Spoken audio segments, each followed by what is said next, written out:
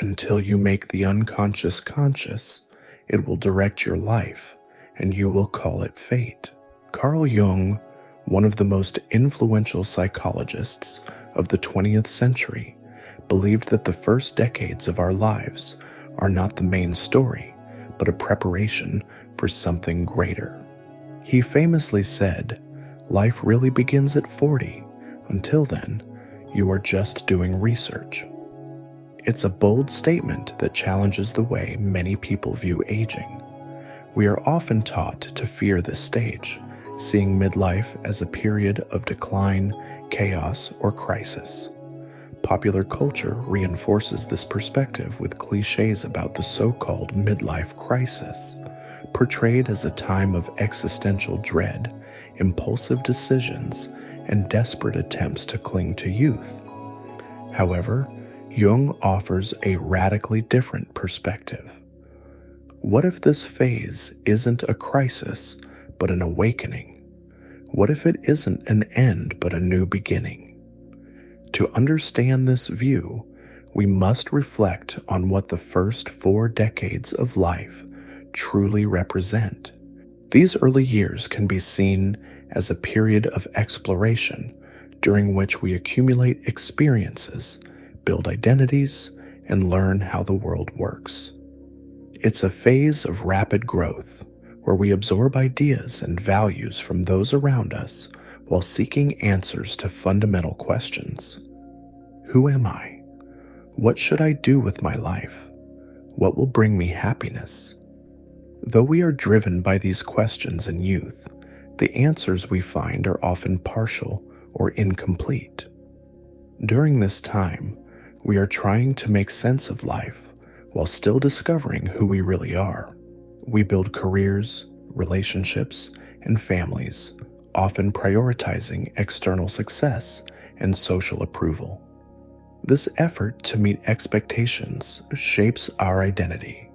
But as Jung suggests in the archetypes and the collective unconscious, it's all preparation, research laying the groundwork for something deeper.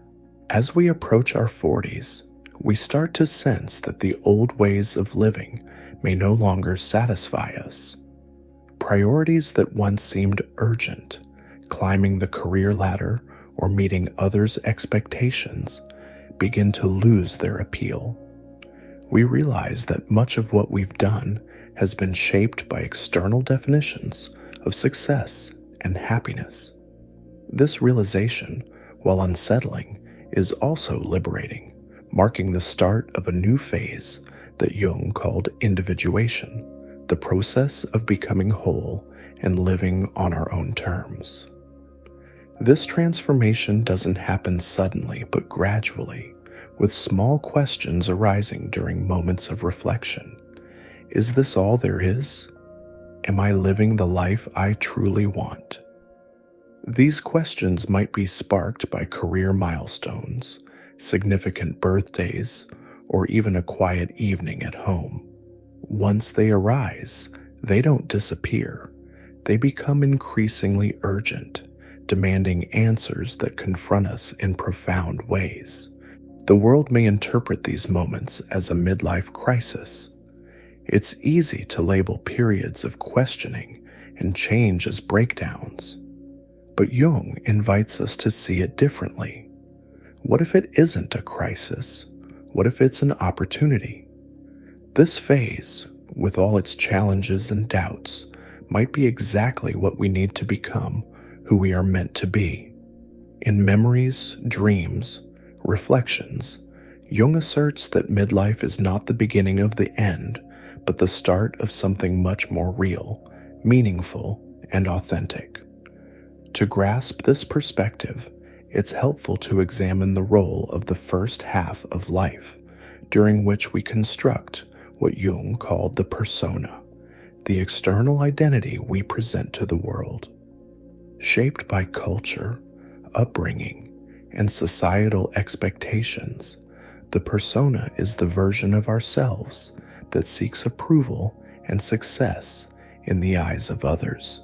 While necessary for navigating society and building the foundations of adult life, The persona does not represent our whole self. It's a mask we wear, and the problem arises when we become too attached to it, mistaking it for our true essence. In midlife, cracks in the persona begin to appear. The roles we play, the successful professional, the devoted parent, the loyal partner, may start to feel limiting, revealing that there is more to us than the image we project. At this point, the real work begins, going beyond the persona. Jung called this individuation, the process of integrating all parts of ourselves, including the shadow aspects we've repressed or ignored. These aspects, which Jung termed the shadow, contain fears, insecurities, and unfulfilled desires. Facing the shadow is uncomfortable but essential for growth. In midlife, this process deepens. The questions shift from external achievements to internal fulfillment. What truly matters to me? What kind of life do I want to create? The answers require introspection, free from others' expectations, and lead to a shift in priorities. Studies show that as we age, our brains become more emotionally balanced. We become less reactive, more reflective, and better able to regulate emotions, approaching challenges with calm and perspective. This emotional maturity allows us to live with intention, aligned with our values. Even so, midlife can be turbulent. Redefining oneself may mean letting go of old identities, relationships, and goals, which can be painful.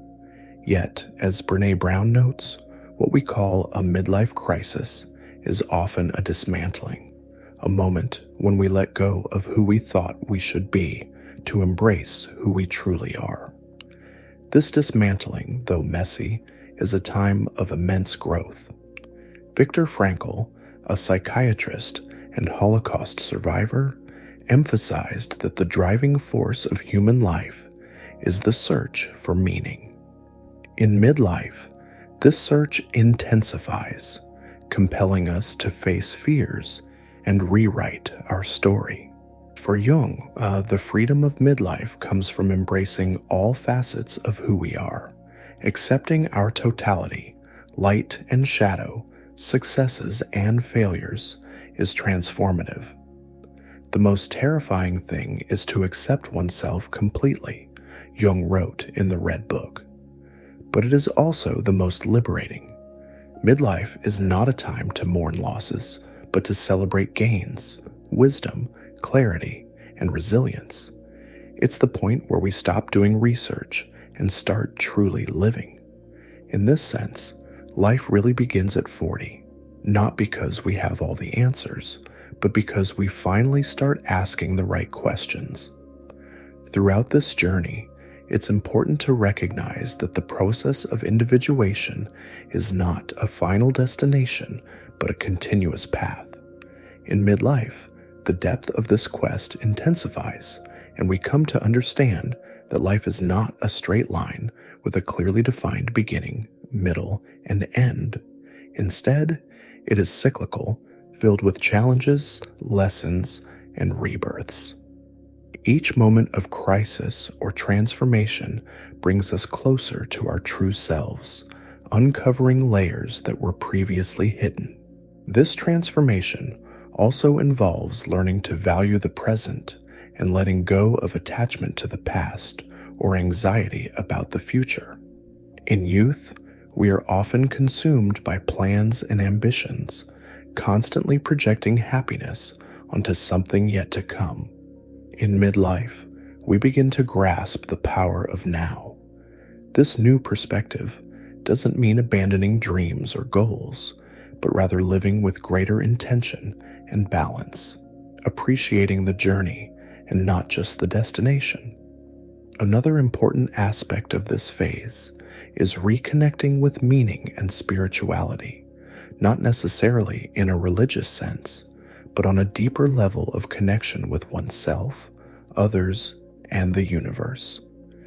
Jung believed that the second half of life is an opportunity to turn toward what truly matters, a reunion with the soul and an awakening to the deeper purpose of existence. By confronting our fears and embracing who we truly are, we discover a freedom we've never experienced before. We stop worrying so much about others' opinions and start prioritizing what brings us joy and peace. This transition can be challenging, as it requires courage to break away from old patterns and forge new paths. However, as Jung taught, true freedom can only be achieved when we accept our wholeness, light and shadow, strength and vulnerability, success and failure.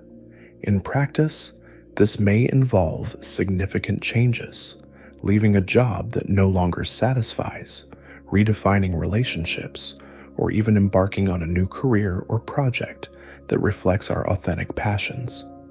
These choices may feel risky or daunting, but they are essential to living a life that resonates with our true essence.